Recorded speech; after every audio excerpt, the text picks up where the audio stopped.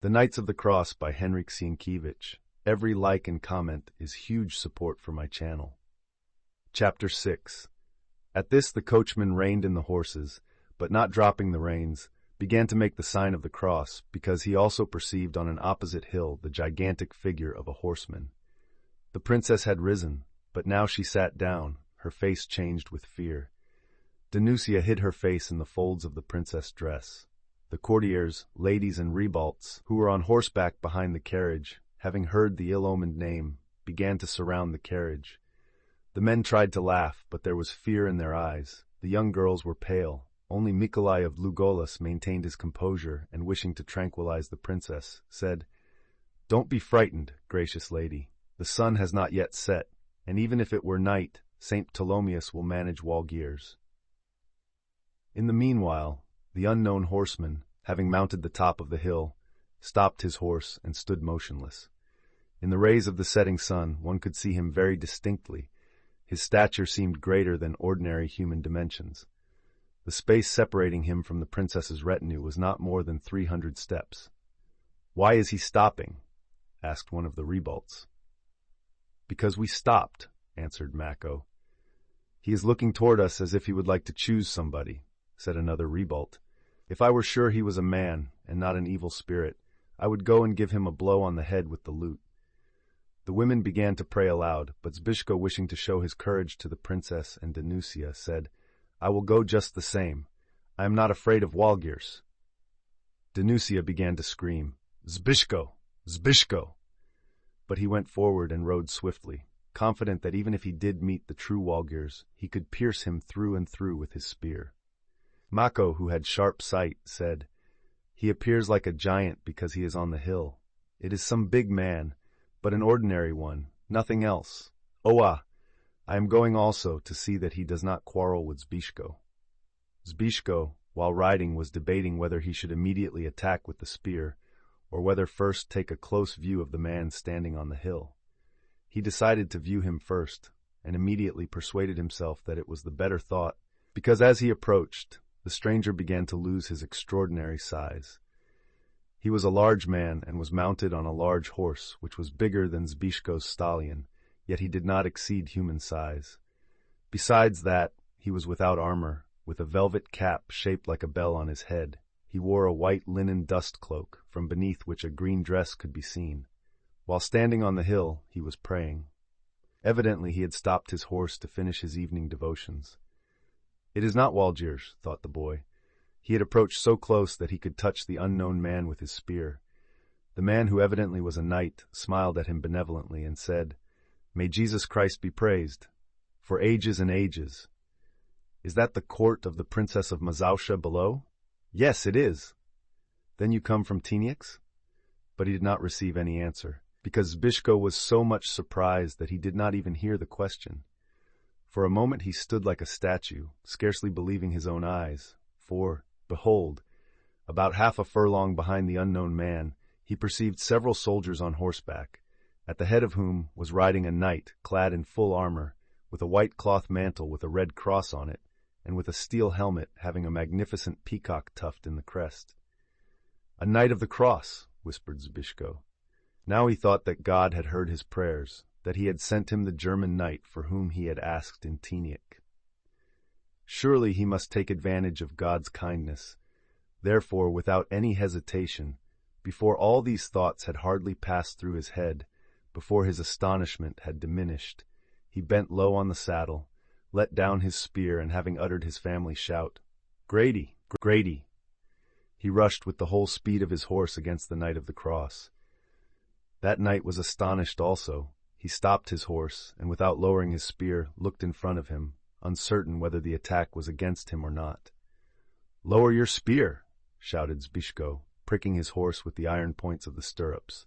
"Grady! Grady!" The distance separating them began to diminish. The Knight of the Cross, seeing that the attack was really against him, reined in his horse and poised his spear. At the moment that Zbyszko's lance was nearly touching his chest, a powerful hand broke it like a reed. Then the same hand reined in Zbyszko's horse with such force that the charger stopped as though rooted to the ground. "You crazy man, what are you doing?" said a deep, threatening voice. "You are attacking an envoy. You are insulting the king."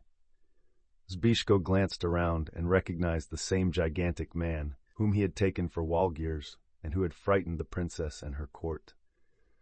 "Let me go against the German. Who are you?" he cried, seizing his axe.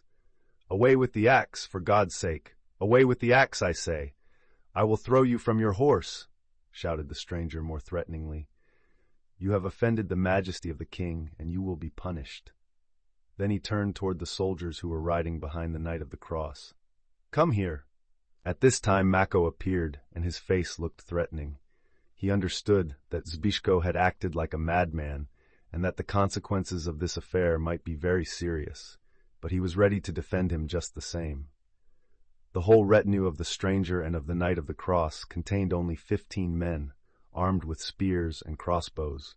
Therefore, 2 knights in full armors could fight them with some hope of being victorious.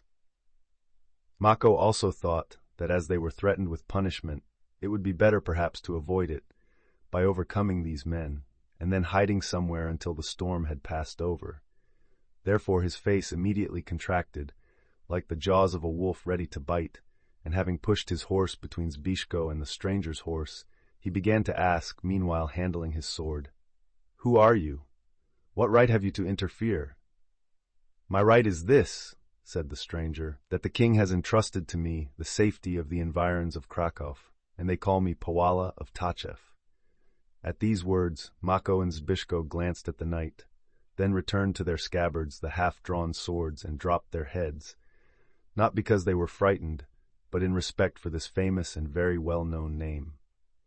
Połowa of Taczew, a nobleman of a powerful family and a mighty lord, possessor of large estates round Radom, was at the same time one of the most famous knights in the kingdom. Ribalts sang about him in their songs, citing him as an example of honor and gallantry, praising his name as much as the names of Zawisza of Garbo and Farure, Skarbek of Gora, Dobek of Olesnica, Janko Nanzan, Mikolai of Moskorzowo, and Zandram of Maszkowitz. At this moment he was the representative of the king, therefore to attack him was to put one's head under the executioner's axe. Mako, becoming cooler, said with deep respect, "Honor and respect to you, sir, to your fame and to your gallantry." "Honor to you also, sir," answered Połowa, "but I would prefer to make your acquaintance under less serious circumstances." "Why?" asked Mako. Połowa turned towards Zbyszko. "What have you done, you youngster? You attacked an envoy on the public highway in the king's presence. Do you know the consequences of such an act?" "He attacked the envoy because he was young and stupid. Therefore action was easier for him than reflection," said Mako. "But you will not judge him so severely after I tell you the whole story." "It is not I who will judge him. My business is only to put him in fetters." "How is that?" said Mako, looking gloomy again. "According to the king's command." Silence followed these words. "He is a nobleman," said Mako finally. "Let him swear then upon his knightly honor that he will appear at the court."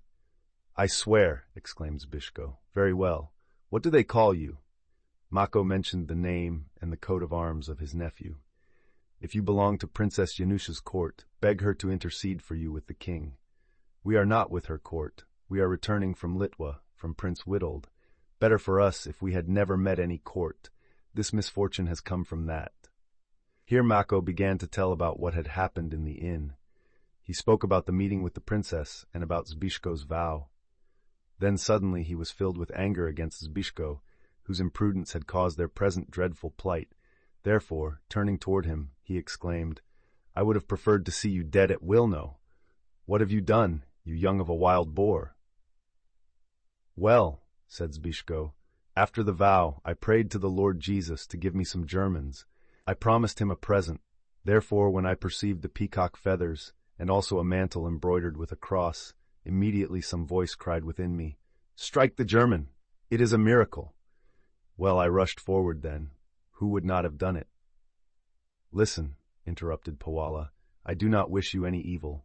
I see clearly that this youngster sinned rather from youthful giddiness than from malice.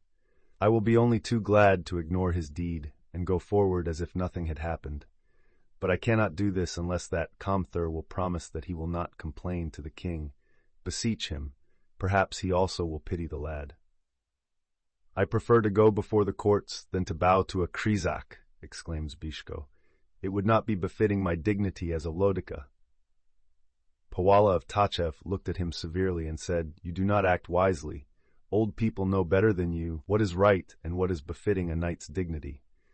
People have heard about me, but I tell you that if I had acted as you have, I would not be ashamed to ask forgiveness for such an offense.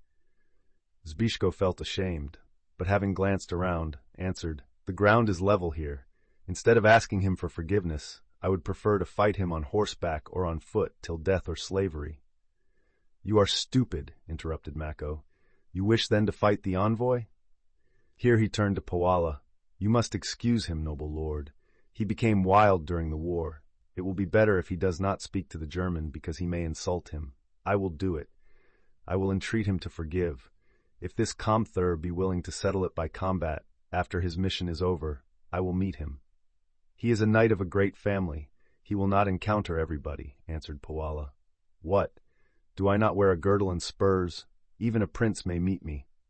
That is true, but do not tell him that, unless he mentions it himself.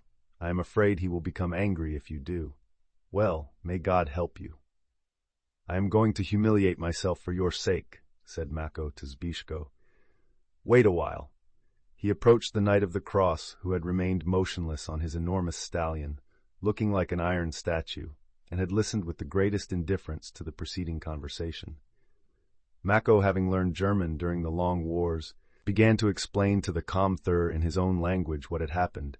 He excused the boy on account of his youth and violent temper, and said that it had seemed to the boy as though God himself had sent the knight wearing a peacock tuft, and finally he begged forgiveness for the offense. The Comthur's face did not move. Calm and haughty, he looked at Mako with his steely eyes with great indifference, but also with great contempt. The Lodyka of Bogdaniec noticed this. His words continued to be courteous, but his soul began to rebel. He talked with increasing constraint, and his swarthy face flushed. It was evident that in the presence of this haughty pride, Mako was endeavoring to restrain his anger. Pawala, having noticed this, and having a kind heart, determined to help Mako. He had learned to speak German while seeking knightly adventures at the Hungarian, Burgundian, and Bohemian courts when he was young. Therefore, he now said in that language, in a conciliatory but jesting tone, You see, sir, the noble Comthur thinks that the whole affair is unimportant. Not only in our kingdom, but in every country the youths are slightly crazy. But such a noble knight does not fight children, neither by sword nor by law. Liechtenstein touched his yellow mustache and moved on without a word, passing Mako and Zbyszko. A dreadful wrath began to raise the hair under their helmets, and their hands grasped their swords. Wait, you scoundrel, said the elder Wladyka through his set teeth. Now I will make a vow to you. I will seek you as soon as you have finished your mission. But Pawala, whose heart began to bleed also, said, Wait, now the princess must speak in favor of the boy. Otherwise, woe to him. Having said this, he followed the Knight of the Cross, stopped him, and for a while they talked with great animation. Mako and Zbyszko noticed that the German knight did not look at Pawala so proudly as he had at them. This made them still more angry. After a while, Pawala returned and said to them, I tried to intercede for you, but he is a hard man. He said that he would not complain to the king if you would do what he requires. What? He said thus, I will stop to greet the Princess of Mazowsha. Let them come, dismount, take off their helmets, and standing on the ground with uncovered heads, ask my forgiveness. Here Pawala looked sharply at Zbyszko, and added, I know it will be hard for people of noble birth to do this, but I must warn you that if you refuse, no one knows what you may expect, perhaps the executioner's sword. The faces of Mako and Zbyszko became like stone. There was silence. What then? Asked Pawala. Zbyszko answered quietly and with great dignity, as though during this conversation he had grown 20 years older. Well, God's might is over all. What do you mean? I mean that even if I had 2 heads and the executioner was going to cut off both, still I have only one honor which I will not stain. Pawala became grave and turning toward Mako asked, And what do you say? I say, answered Mako gloomily, that I reared this youth from childhood. On him depends our family, because I am old, but he cannot do what the German asks, even if he must perish. Here his grim face began to quiver, and finally his love for his nephew burst forth with such strength that he seized the boy in his arms and began to shout, "Zbyszku! Zbyszku!" The young knight was surprised, and having returned his uncle's embrace, said, I did not know that you loved me so much." "I see that you are both true knights," said Pawala, "and as the young man has promised me upon his knightly honor that he will appear at the court, I will not imprison him. One can trust such people as you. No more gloomy thoughts. The German intends to stay in Teutonic a day or two. Therefore, I will have an opportunity to see the king first, and I will try to tell him about this affair in such a way that his anger will not be aroused. I am glad I succeeded in breaking the spear in time. Great luck, I tell you." But Zbyszko said, "Even if I had to lay down my life, I would like at least to have the satisfaction of breaking his bones." "It surprises me that you who know how to defend your own honor do not understand that you would thus disgrace our whole nation," impatiently answered Pawala. "I understand it very well," said Zbyszko, "but I regret my disability just the same." Pawala turned toward Mako. "Do you know, sir, that if this lad succeeds in escaping the penalty for his offense, then you ought to put a cowl like a hawk's on his head, otherwise he will not die a natural death. He will escape if you, sir, will not say anything to the king about the occurrence. And what shall we do with the German? We cannot tie his tongue." "That is true. That is true." Remember to subscribe.